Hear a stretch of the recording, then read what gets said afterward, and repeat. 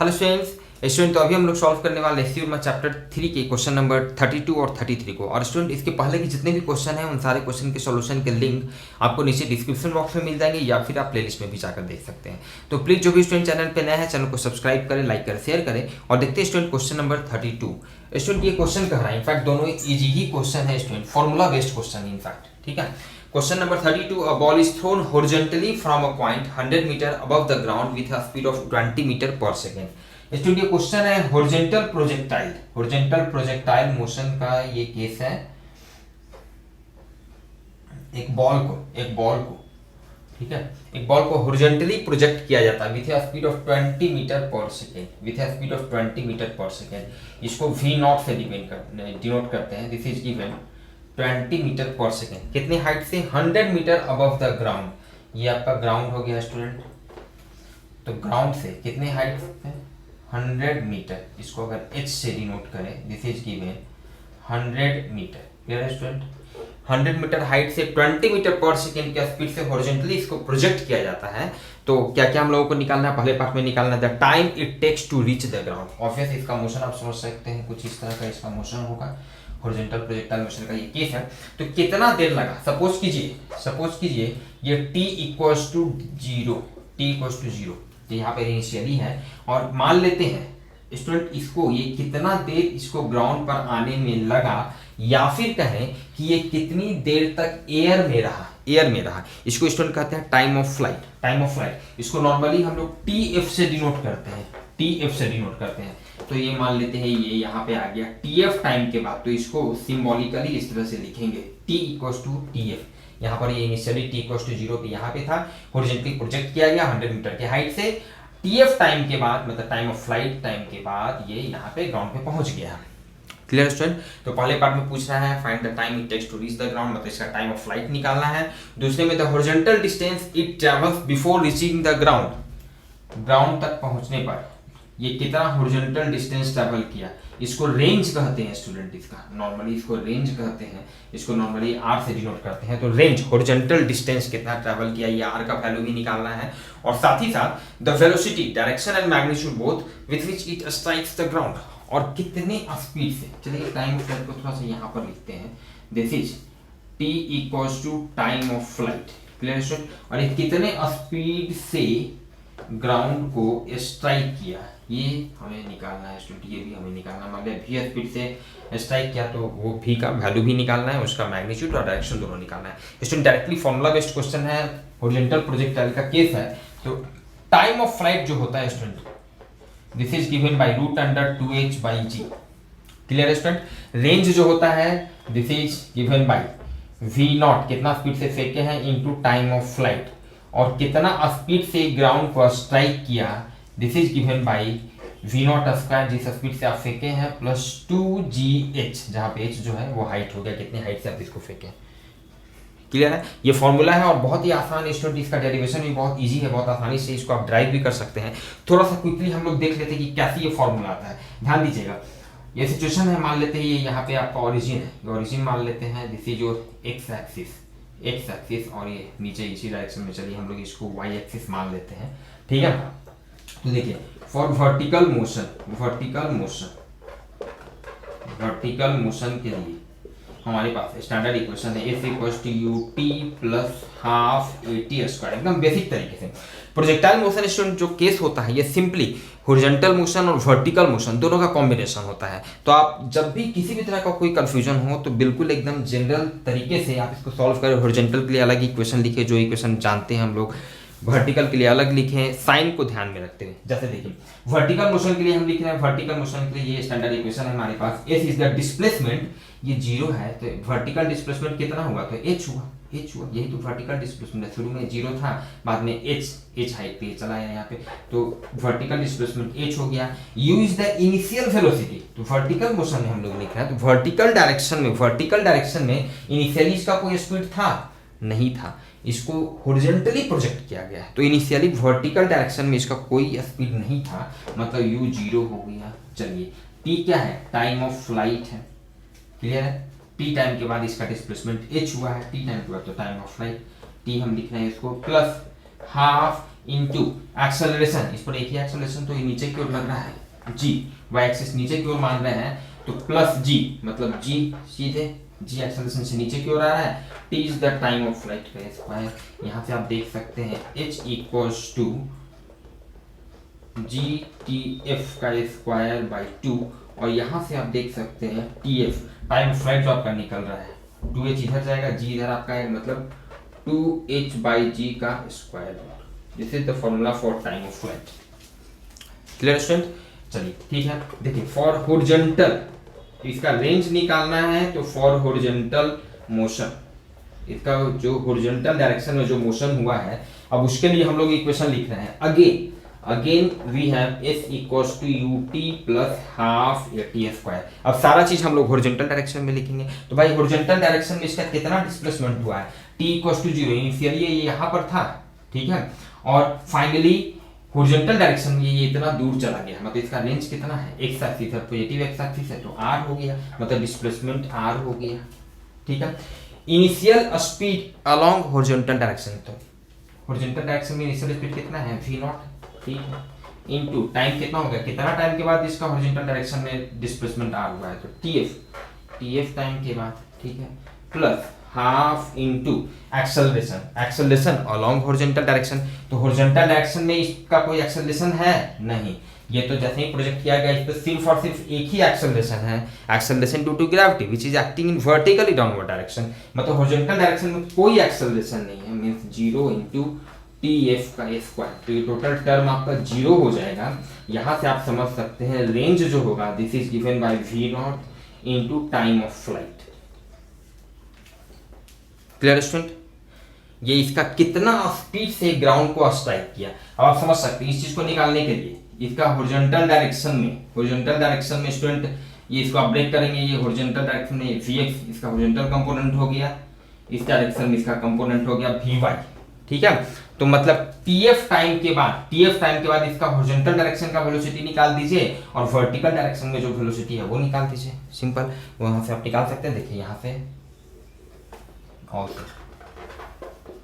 Also यहां से देखिए इसका जो स्पीड है, इसका स्पीड हॉरिजॉन्टल डायरेक्शन में एक्स डायरेक्शन में टीएफ टाइम के बाद ये तो उतना ही रहेगा, ये तो हमेशा कांस्टेंट रहेगा, क्योंकि हॉरिजॉन्टल डायरेक्शन में इस पर कोई एक्सेलरेशन नहीं है, मतलब स्पीड को इसको डिस्टर्ब करने वाला कोई फैक्टर नहीं है, इसका स्पीड कंटिन्यू कांस्टेंट रहेगा 20 मीटर पर सेकेंड। तो हॉरिजॉन्टल डायरेक्शन में इसका speed vx equals to v0 throughout रहेगा, at t equals to tf पर भी इतना ही रहेगा, tf टाइम के बाद इसका हॉरिजॉन्टल कंपोनेंट इतना ही होगा। वर्टिकल कंपोनेंट के लिए देखिए also for vertical component of velocity, या फिर आप इसको लिख सकते हैं फॉर वर्टिकल मोशन के लिए अब इसका हम वेलोसिटी निकाल रहे हैं। जैसे भी कंसेप्ट शुड बी क्लियर, ये इंपॉर्टेंट है स्टूडेंट, ये इंपॉर्टेंट है। तो अगेन देखिए, चलिए ठीक है, बहुत इजी तरीके से हम लोग लिखते हैं v equals to u plus at, ये फॉर्मूला हमारे पास होता है। आप इस चीज को यहाँ भी अप्लाई कर सकते थे, चलिए थोड़ा सा लिख ही लेते हैं। देखिए for horizontal motion, for horizontal motion के लिए आप लिखेंगे भाई v equals to u plus at, final speed tf time के बाद कितना है, तो ये vx लिख रहे हैं। इनिशियल स्पीड कितना हॉरिजॉन्टल डायरेक्शन में, तो v0 है, plus acceleration along horizontal direction कितना है, तो भाई 0 है, हॉरिजॉन्टल डायरेक्शन में तो कोई एक्सेलरेशन नहीं है, इनटू t के जगह tf, यहाँ से आपका वेलोसिटी का x कंपोनेंट कांस्टेंट आ गया v0।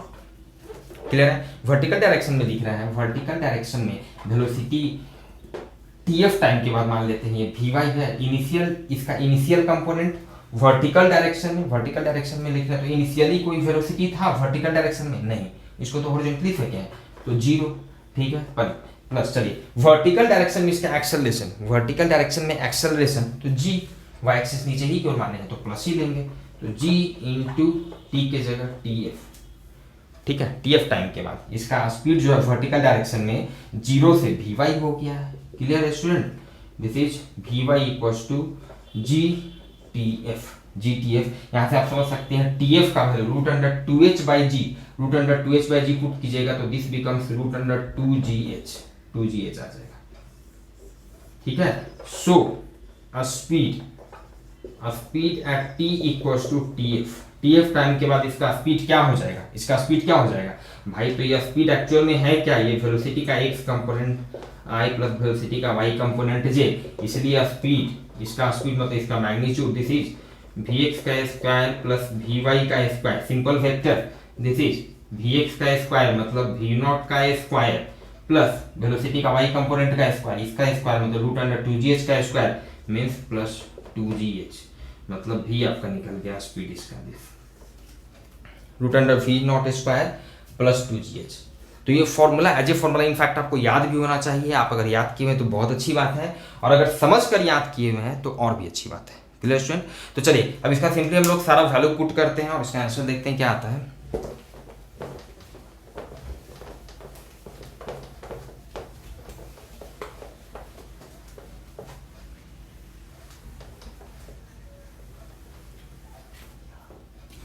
पहले पार्ट में हम लोग को निकालना है time of flight, T F root under 2h by G, 2h height दिया हुआ है 100 मीटर, g का वैल्यू अप्रोक्सीमेटली हम लोग 10 ही ले लेते हैं, then this becomes root under 20, root under 20 student, root under 20 का वैल्यू हम लोग पुट करेंगे, रूट 20, दिस बिकम्स 4.47, 32 आंसर है 4.5, ऑब्वियस है, आप इसको अप्रोक्सीमेटली लिख सकते हैं 4.5 सेकेंड। क्लियर है? बी पार्ट में पूछ रहा है स्टूडेंट, इसका रेंज पूछ रहा है, रेंज, तो रेंज क्या है v not into T F, कितना हॉरिजॉन्टल डायरेक्शन में, ठीक है, हॉरिजॉन्टल डायरेक्शन में कितना डिस्टेंस ट्रैवल किया है भाई इसका रेंज, तो v नॉट है कितना स्पीड से फेंके हैं 20 मीटर पर सेकेंड से, टाइम ऑफ फ्लाइट निकल गया 4.5, this becomes 90 metre, 90 metre is your answer. Clear है? 90 मीटर हो गया बी पार्ट। सी पार्ट में पूछ रहा है कितने स्पीड से ग्राउंड को स्ट्राइक किया है, तो उसका मैग्नीट्यूड और डायरेक्शन, मैग्नीट्यूड तो यहाँ से आसानी से निकल गया, root under V not square, तो V not square plus 2gh, V not square, V naught कितना है 20 प्लस 2 इंटू 10 g का वैल्यू और h हो गया 100, this becomes 2000 plus 400 means 2400 means 10 root 24,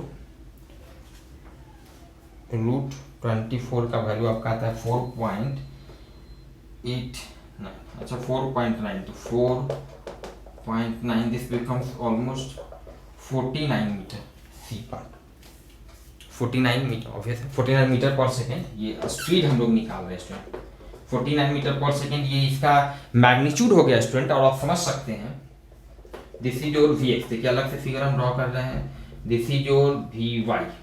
clear student? Obviously है, कंसेप्ट ऑफ वेक्टर का concept आपका क्लियर होना चाहिए। तो वी एक्स ये आपका हो गया इस डायरेक्शन में, वी वाई आपका इधर हो गया, ठीक है, और ये आपका इसका जो रिजल्टेंट जो है, दोनों का रिजल्टेंट जिसको इसका मैग्नीट्यूड कह रहे हैं, final net magnitude, net value इसका स्पीड कह रहे हैं, मान लेते हैं ये थीटा एंगल बना रहा है, इसका डायरेक्शन हम लोग देख रहे हैं, तो इसका डायरेक्शन के लिए हम लोग लिखेंगे student tan theta equal to, आप लिख सकते हैं V Y by V X, अच्छा वी वाई हम लोग कितना निकाले थे, वी वाई ध्यान दीजिएगा, वी वाई हम लोग का निकला था g इंटू टी एफ, यही वी वाई का वैल्यू था, रूट अंडर 2gh, यही वी वाई का वैल्यू आ रहा था, u प्लस 80 करेंगे तो u प्लस 80 में a इतना, ये t इतना हो जाएगा, और ये तो v नॉट कॉन्स्टेंट है आपका, तो g का value 10। Clear student? Time of flight का वैल्यू कितना निकालें 4.5 और वेलोसिटी का एक्स कंपोनेंट v नॉट कितना स्पीड से फेंके हैं, ये तो कांस्टेंट रहा है थ्रू आउट, दिस बिकम्स 45/29/4 2.25, इसलिए थीटा हो गया आपका tan इनवर्स 2.25, tan इनवर्स 2.25 आता है स्टूडेंट। इनफैक्ट इसको जब आप सॉल्व करेंगे तो ये 60 डिग्री हो जाता है, जो कि आपका answer 60 degree with the horizontal.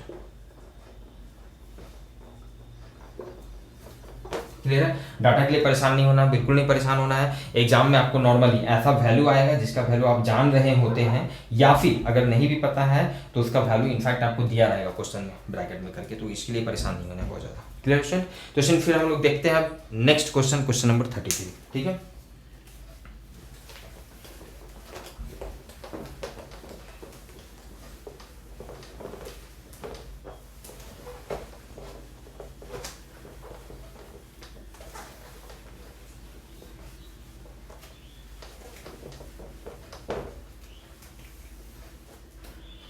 Question number 33. A ball is thrown at a speed of 40 meter per second at an angle of 60 degree with the horizontal. Find the maximum height reached and be the range of the ball. बिल्कुल simple ही question है student. Oblique projectile का ये case है और directly formula based question है।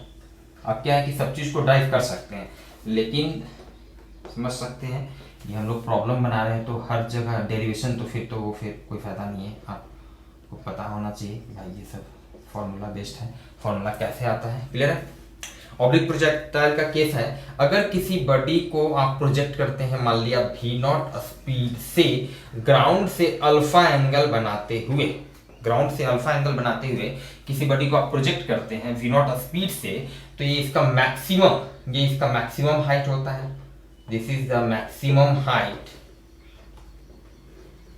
और ये इसका मैक्सिमम रेंज हो जाता है।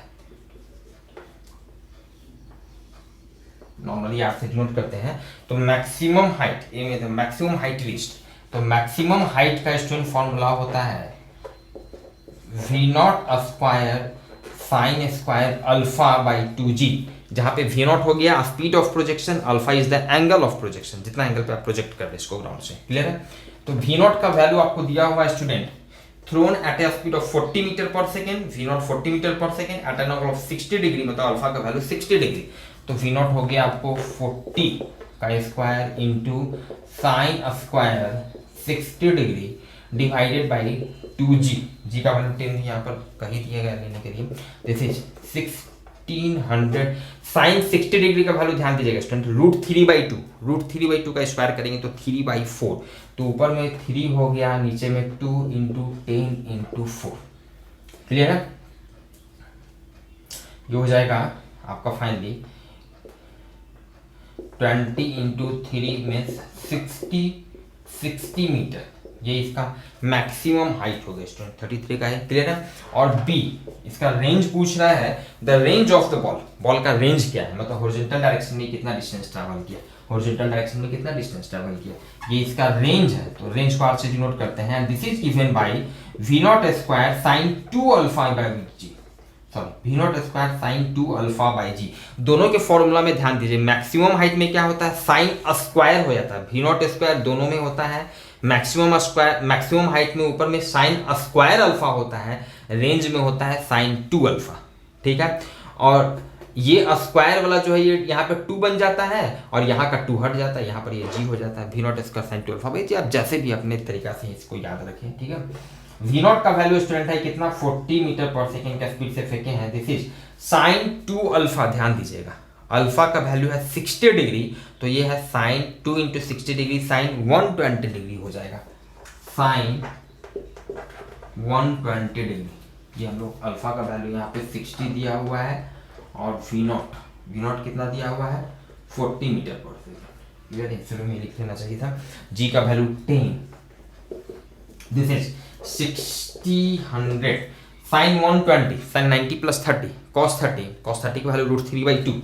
कैसे याद कर रहे हैं आप, डायरेक्ट याद भी कर सकते हैं, बहुत तरीका है इन चीज़ों को याद रखने का। साइन 120 डिग्री का वैल्यू हो गया √3/2, इसको सॉल्व करेंगे student, then this becomes 80√3 metre, 80√3, question number 33 80√3 metre, इतना आंसर है, क्लियर है। तो फॉर्मूला बेस्ड क्वेश्चन था स्टूडेंट, मिलते हैं फिर नेक्स्ट क्लास में नेक्स्ट क्वेश्चन के सॉल्यूशन के साथ, थैंक यू।